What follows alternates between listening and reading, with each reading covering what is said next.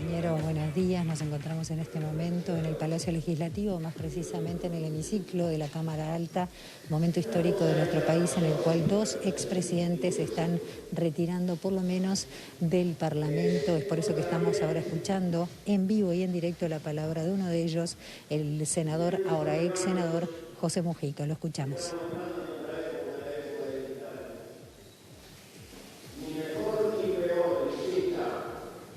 Pero en mi jardín hace décadas que no cultivo el odio, porque aprendí una dura lección que me impuso la vida, que el odio termina estupidizando, porque nos hace perder objetividad frente a las cosas. El odio es ciego como el amor, pero el amor es creador. Y el odio nos destruye. Y una cosa es la pasión y otra cosa es el cultivo del odio. Tengo también... El tiempo impone cambios. Estamos entrando en otra época, en la época digital. Ni mejor ni peor, distinta.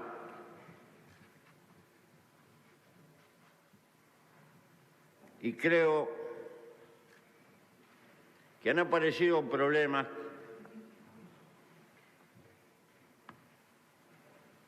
tecnológicos que son capaces de predecir cómo es el carácter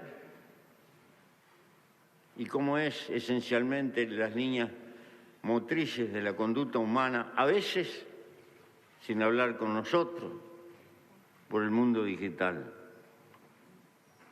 Y este va a ser un dilema que van a tener los estados y los sistemas políticos del futuro.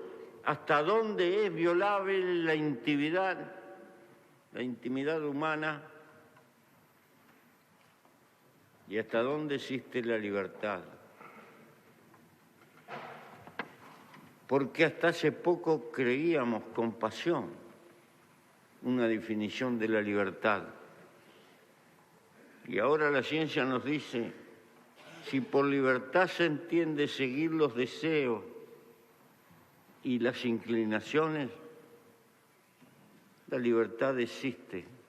Si por libertad se entiende que somos capaces nosotros de gestar esas inclinaciones y esos deseos, la libertad no existe. He vivido con una definición y me cambiaron toda la letra. Ahora, este problema lo tienen las nuevas generaciones. La política tendrá que hacerse caso, porque la política es la lucha por la felicidad humana, aunque suene a quimera. Y por eso, vaya mi agradecimiento. Y finalmente,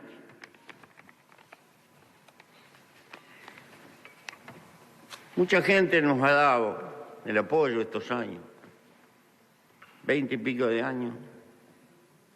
Tengo que estarle agradecido a ellos, los que deciden anónimos por ahí, en el seno del pueblo. En política no hay sucesión. En política hay causas. Y los hombres pasamos, y las mujeres también, todos pasamos. Algunas causas sobreviven y se tienen que transformar, y lo único permanente es el cambio.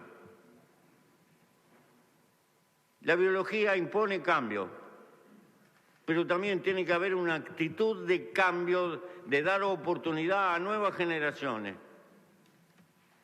Construir, ayudar a construir el porvenir, ya que la vida se nos va y es inevitable, pero las causas quedan. Por eso he pasado de todo en la vida. Estar 6 meses atado con alambre, con las manos en la espalda.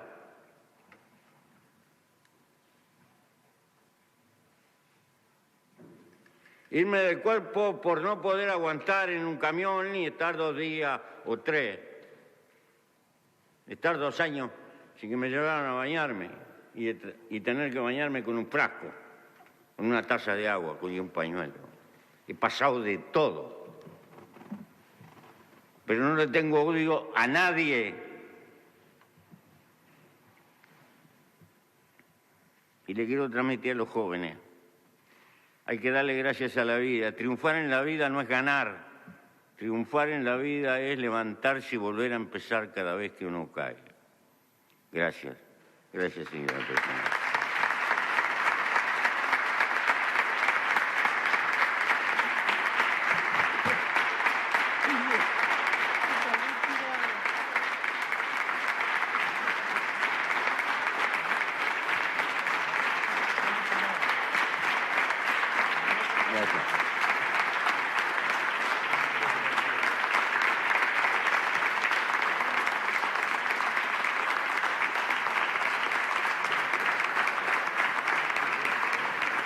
Gracias a ustedes.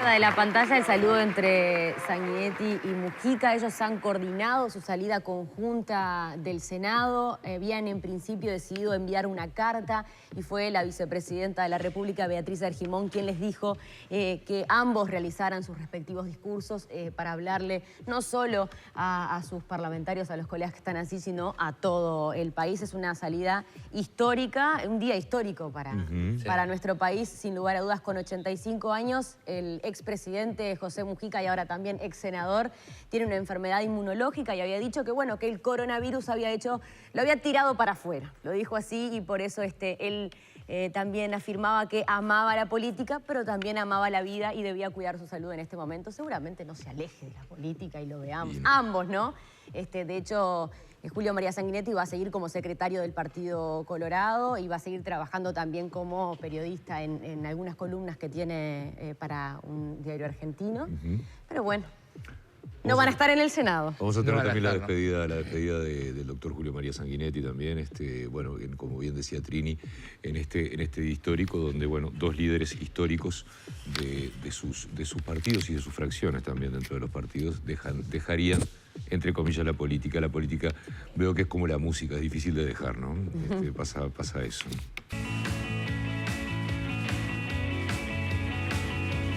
En la mañana en casa, nos vamos rápido al Senado. Al Palacio Legislativo, a ver, está hablando el senador Sanguinetti. Un clima de respeto y de conversación constante que sin duda nos halaga. La verdad es que desde que fuimos a la elección nunca pensé que mi destino era el Parlamento. Esa la consideraba ya una etapa clausurada y si vine al Senado fue simplemente por encabezar un movimiento que lo hacía necesario. Pensando siempre en que nuestro compañero Tabaré Viera, a quien agradezco también que me haya suplantado más de una vez en este tiempo y lo hará ahora, es un gran dirigente del partido y también un hombre de Estado que ha sabido manifestarse. ¿Por qué al partido? Ustedes dirán, ¿por qué este señor privilegia su partido y no disfrutar de este cuerpo en el cual siempre es tan amablemente acogido? Y es porque siento un enorme deber hacia mi partido y porque siento una profunda convicción sobre la importancia de los partidos políticos en la vida democrática.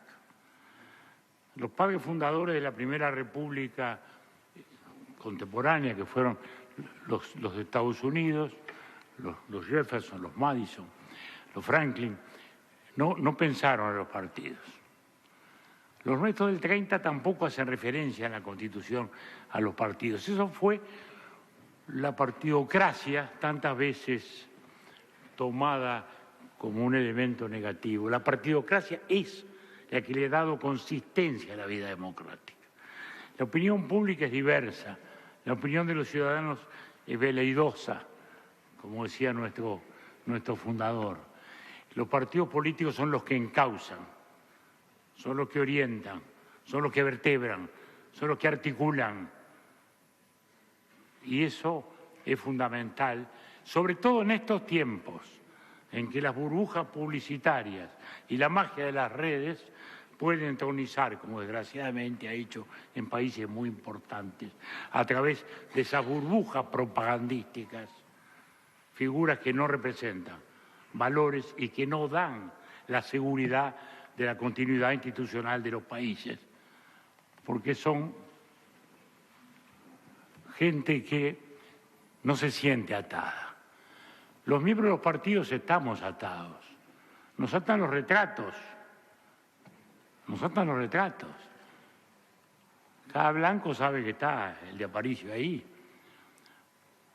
Cada frentista sabe, ya en tan largos años, porque el Frente es una coalición, sí, de medio siglo, pero el socialismo nació con Frugoni en 1910 y el comunismo en el 20. Y ahí está el retrato de Seregni, que lo tienen detrás y que los escruta. Como a mí y a todos nosotros tenemos el retrato de la figura gigantesca de Fructuoso Rivera, el más popular de los caudillos de nuestra revolución y figura fundamental de nuestra independencia. Y ni hablar, por nombrar uno solo, del gran reformador de este país que fue don Pepe Valle. Esos son los partidos.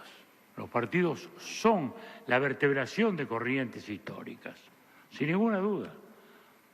No hay duda que en el siglo XIX, los 2 siglos en que tuvimos, el Partido Colorado y el Partido Nacional se distinguieron y se separaron. En sus inicios, mirado desde algún ángulo más liberal, el nuestro, más conservador en el sentido británico, el Partido Nacional. Luego nosotros, devenidos socialdemocracia. Y eso fue articulando el país, articulando las ideas, más tarde el Frente con el socialismo. Y en definitiva, todo esto es lo que hace un país y esto es el sostén de nuestra república. Vivimos tiempos complejos. El ciudadano se siente representado por sí mismo. El concepto de representación política hoy está en crisis. Hoy está en crisis. El ciudadano hace un Facebook y cree que con eso es partícipe de un diálogo universal y vive la falsa sensación de ello. Y más que nunca entonces nos tenemos que aferrar a las ideas, con la pasión y el sentimiento que nos da la pertinencia, sí, pero teniendo las ideas. Porque si los sentimientos y las pasiones articulan la lealtad a lo largo del tiempo, son las ideas las que siguen moviendo.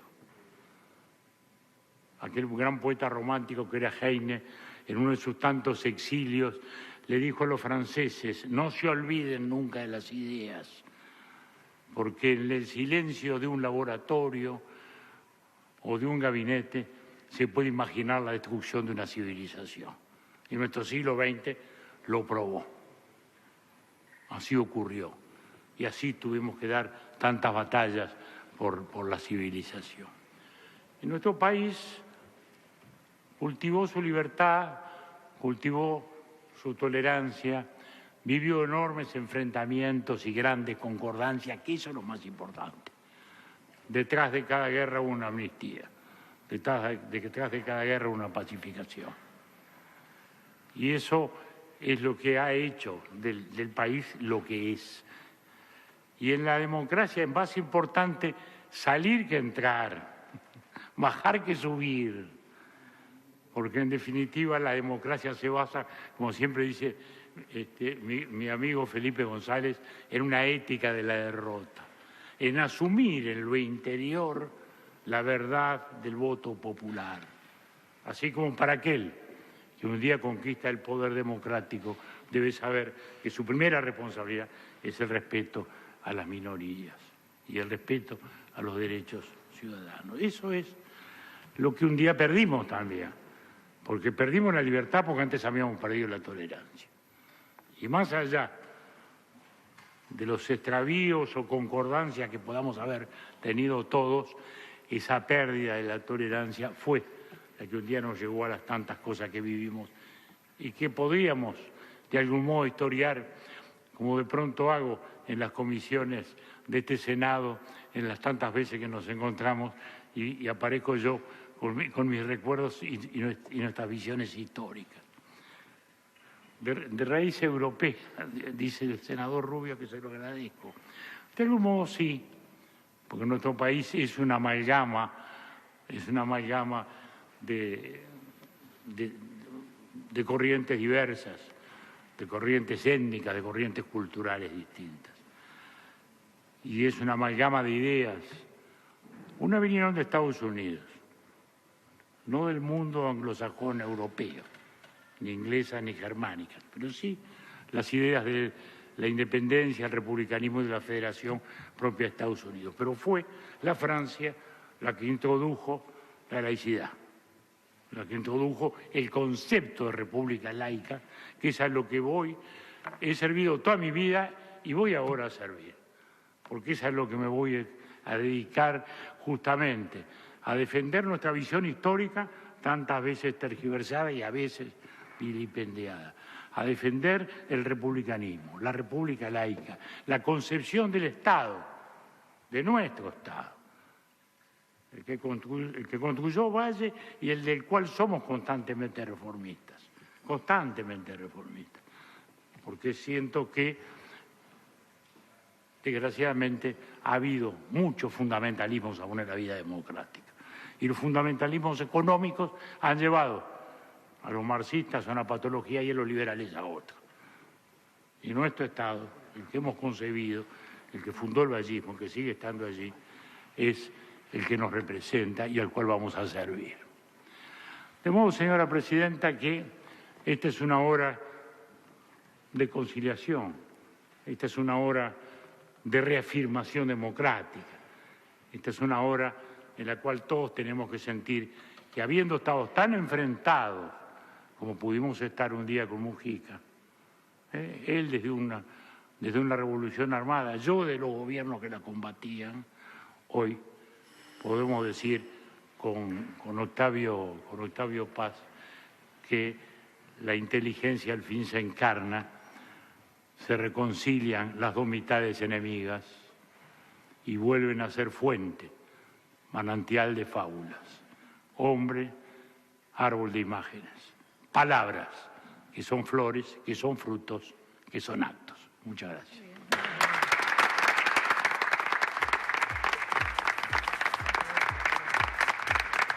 Muy bien.